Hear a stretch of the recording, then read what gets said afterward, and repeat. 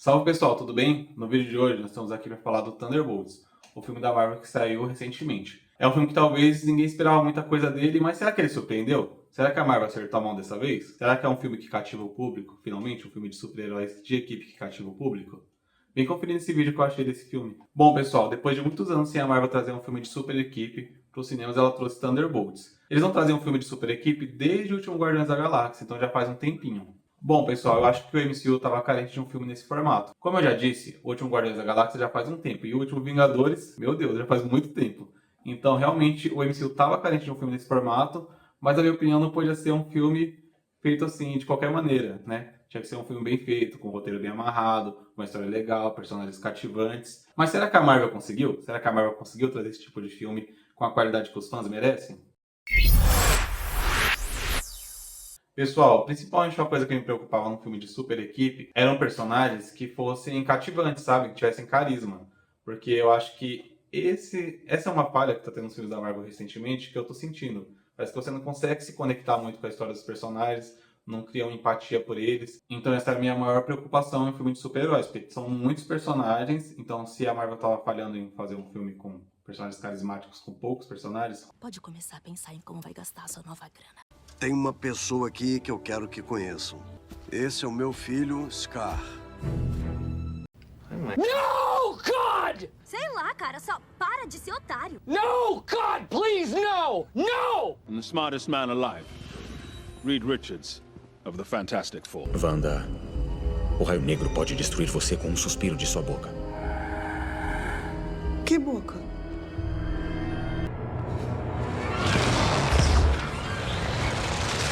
Com muitos eu ficava um pouco preocupado. E falando dos personagens desse filme, nós temos o Bucky, que é o Soldado Invernal, que já é um velho conhecido, né? Já esteve em muitos filmes do MCU, já esteve nos Vingadores, do Capitão América, já esteve na série do Falcão e do Soldado Invernal, então é um personagem já conhecido. Nós temos também Helena, que é a irmã da Natasha Romanoff, que esteve no filme da Viúva Negra e também apareceu na série do Gavião Arqueiro, né? Agora, pessoal, nós temos alguns personagens que são um pouco menos conhecidos, como, por exemplo, a Treinadora, que só apareceu no filme da Viúva Negra, a Fantasma, que só apareceu no filme do Homem-Formiga, e a Vespa, que, sei lá, já faz uns 8 anos que tem esse filme.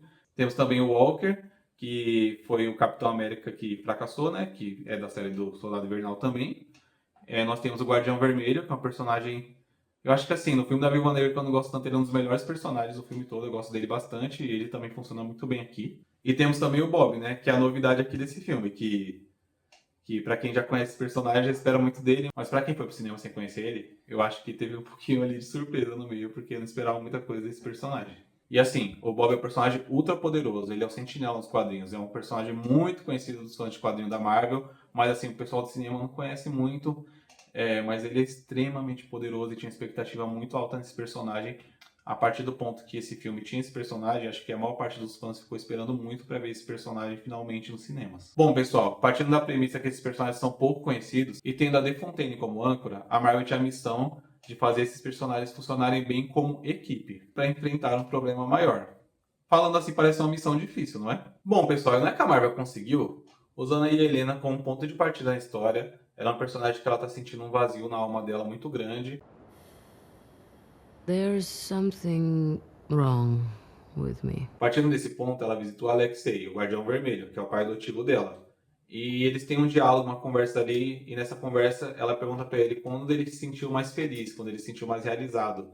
E ele deixa bem claro que foi quando ele estava na rua, ajudando pessoas, salvando pessoas, na época da União Soviética. Being a hero, there is no higher calling.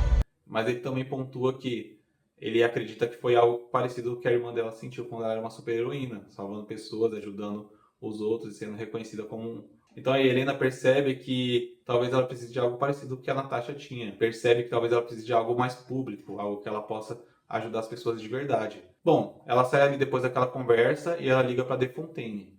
E nessa ligação ela pede um trabalho mais público. Ela fala que está pronta para isso, que é o momento dela fazer algo mais público, que ela possa salvar pessoas. A De Fontaine, a princípio, embarca na ideia, mas pede para ela fazer um último serviço. Ela fala que ela tem que pedir um roubo a uma das instalações da Oxy, que é a empresa de fachada lá da De Fontaine. Então ela aceita esse último trabalho porque ela acredita que realmente ela vai ter essa oportunidade se ela fizer esse serviço. Então, pessoal, quando a Helena chega lá, ela se depara com algum dos outros Thunderbolts. Tá lá a treinadora, o Walker e também tá a Fantasma. E eles começam uma batalha ali que eu achei super interessante, assim, eles lutam ali por um mal-entendido, e eu achei muito interessante, porque foi uma luta bem coreografada e foi uma luta engraçada, além de tudo. Então, além de ter cenas de ação legal ali, foi engraçada as cenas, assim, não foi forçado, sabe? Eles não falaram muitas palavras, mas a luta foi interessante, foi engraçada.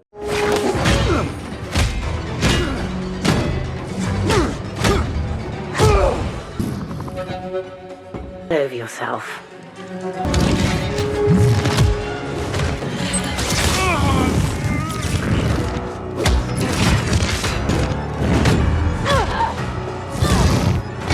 E, obviamente, eles estavam ali sendo manipulados pela The Fontaine, que é praticamente um Nick Fury do mal. Well, these boots are not made for walking. Valentina Allegra de Fontaine. Mas apesar que às vezes o Nick Fury não é tão do bem assim, mas de qualquer forma a The Fontaine é uma versão dele muito maligna. Mas obviamente ela está manipulando todos eles ali por um objetivo que ela tem ali na trama. Bom, pessoal, uma coisa que eu gostei dessa cena assim, porque foi bem no começo do filme, foi que já deu a perceber que tinha uma química ali entre os personagens, algo que às vezes falta em alguns filmes, sabe? Então foi legal, foi a química, que ali na primeira cena já deu pra perceber, foi engraçada, a dinâmica foi legal. E assim, meio que do nada brota o Bob. É um personagem que eles não fazem a menor ideia do porquê ele tá ali. O próprio personagem não faz a menor ideia do porquê ele tá ali. Eu sou o Bob. E ele é tipo um mistério, assim, no meio da história. Pra quem já conhece o Bob, sabe muito bem quem ele é. Mas pra quem não viu a história do personagem, o background ali, não sabe quem ele é, nos quadrinhos, todas as complexidades do personagem, com certeza viu ele como um bom mistério, assim, um enigma, assim, pra ficar meio que pegando, assim, durante o filme, assim, esse personagem é assim, ou outra coisa aparece ali do nada. Então, foi legal, assim, acho que pra quem não conhece o personagem. Pra quem conhece, só restava a expectativa de ver ele se desenvolver ao longo do filme. Enfim, pessoal, e partindo de um ponto ali que eles não estão muito bem, esses personagens ali, eles estão em um momento de fragilidade, praticamente todos eles. E a The Fontaine explora essas fragilidades para manipular eles. O próprio Bob, ele é um personagem que tem um problema de dupla personalidade que vai ser explorado durante o filme, mas você percebe que ali no enredo dos personagens, que saúde mental é um tema desse filme, assim, é um tema sutil. E para quem pega ali e percebe, sente ainda mais empatia pelos personagens, né? Porque eles não estão num lugar muito bom e eles vão ter que trabalhar em equipe não estando bem. Então, assim, é um ponto que eu gostei do filme, assim, é sutil, mas eu gostei bastante. Bom, pessoal, mas voltando para a química dos personagens, eu acho que é uma química que se mantém durante o filme todo. É uma química que tanto cenas de ação quanto cenas de humor funcionam muito bem. Alexei! Não se preocupem, não se preocupem. Prova de balas. Walker, o escudo! Mas não era prova de balas! Era prova de algumas balas! E o Guardião Vermelho é um personagem que ele é propositalmente exagerado, né? Então ele tem um humor exagerado e que funciona muito bem, assim. Ele é muito engraçado. Acho que é difícil ter uma cena assim que você vê o Guardião Vermelho e não dá risada, cara.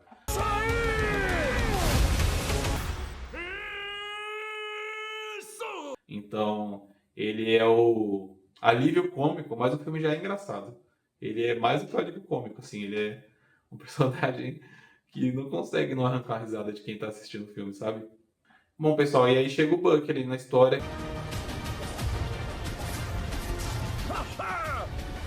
É disso que eu tô falando! Isso não é bom. Que é um personagem que supostamente tinha que levar eles presos, entre aspas, né, por um objetivo que ele tem, mas na verdade acaba unindo eles ainda mais por um bem maior, por uma causa maior, um problema maior, que seria, sei lá, a missão desse filme, esses personagens funcionando contra uma ameaça maior que eles.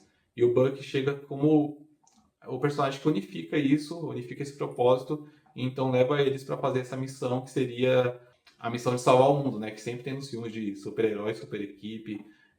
Então, ele é esse personagem unificador na história e eu gostei muito desse papel, que eu acho que é um papel que o Buck precisava, sabe? Acho que já estava na hora dele ser meio ali que tem uma posição de líder, né? Ele não é exatamente o líder, mas ele lidera eles nessa primeira missão. Bom, pessoal, então chega o momento ali que eles se reúnem para enfrentar esse problema maior que eles, né? Para resolver essa situação e eles simplesmente não dão conta, porque o problema é simplesmente muito grande, né? Então, aqui sem querer dar spoilers, né? Não vou dar spoilers, mas é um problema que é grande demais para essa equipe resolver. Então eles acabam sendo derrotados, né? São derrotados assim de uma maneira bem assim contundente assim. Eles não conseguem fazer basicamente nada para resolver a situação e rola aquele momento de rompimento, né? A equipe se desfaz, eles têm uma briga e tudo parece perdido, né? Mas como todo filme de super-herói que acontece esse tipo de rompimento, a causa maior, o problema maior fica ainda maior. Então eles acabam tendo que se unir novamente, apesar de ter tido esse rompimento. Porque eles simplesmente não conseguem ficar parados diante da situação. O que é interessante nesse caso especificamente é porque eles não são exatamente super-heróis, assim, né? Eles são meio que anti-heróis. Então, para esse tipo de personagem, esse momento é meio que diferente, assim, para super-heróis assim mais conhecidos, como Capitão América ou outros personagens. Eles são anti-heróis e eles têm que reagir a essa situação mesmo sendo talvez uma situação que normalmente eles não reagiriam antes. Então eu achei esse ponto bem interessante no filme. Apesar de ser uma fórmula assim conhecida, por exemplo, me lembra muito o primeiro Guardiões da Galáxia, né? Eles não são exatamente super-heróis, eles não querem exatamente estar ali, mas quando o problema que é grande demais para ser resolvido pelas outras pessoas aparecem, eles se unem. E acho que, apesar de ser um pouco conhecida essa fórmula, funciona muito bem nesse filme. E ali tem um momento com os civis, né? Que eles protegem os civis, salvam pessoas, assim. E eu acho que foi muito importante para vários personagens ali aquela cena. Tem personagens ali que nunca tinham feito esse tipo de coisa, nunca tinham salvado uma pessoa só pelo ato de salvar essa pessoa, sabe? Então dá pra ver na cena e fica bem assim enfatizado que pra eles foi um momento muito importante, assim, acho que foi esse tal momento que o Guardião Vermelho falou, que ele já tinha sentido antes. Talvez o Buck também já tivesse sentido isso antes, que é o momento em que você salva uma pessoa só por salvar ela, porque é a coisa certa a se fazer. E os outros personagens que passaram por isso pela primeira vez, eles ficam realmente impactados na cena. Bom, pessoal, o que eu realmente gostei ali no final do filme foi o fato de como todos os personagens dos Thunderbolts estarem, assim, psicologicamente quebrados, assim, não estarem bem, se conectou com o Bob, o personagem que talvez tenha os problemas, assim, psicológicos mais sérios ou mais graves, assim, por assim dizer. E tudo isso se conectou no final para ajudar esse personagem. Então, eu achei que foi muito bem amarrado essa parte do roteiro, assim, porque todas essas pontas foram deixadas ao longo do filme, no final tudo se conectou para ajudar esse personagem. Então eu acho que isso foi muito bem pensado da parte deles. Bom, pessoal, e o final desse filme unifica os Thunderbolts como uma equipe no MCU definitivamente. Então eles vão estar em próximos filmes como Vingadores Doomsday ou em qualquer outro filme que vá ter uma ameaça à Terra, os Thunderbolts vão aparecer e vão ajudar a proteger a Terra. Eu acredito que quem for ao cinema vai encontrar um filme com uma história muito boa, cenas de ação excelentes, um filme extremamente engraçado e divertido e que reacende um pouco a expectativa para os próximos filmes da MCU, como o Vingadores Doomsday e o Quarteto Fantástico que vai vir nos próximos meses. Pessoal, agradeço muito por ter assistido esse vídeo. Se puder deixar o like no vídeo, se inscrever no canal e comentar também. Você já viu Thunderbolts? Você vai assistir Thunderbolts? Inclusive vai ter um vídeo aqui com spoilers em breve no canal. Então, fica ligado, se inscreve para não perder esse vídeo. Até a próxima, pessoal!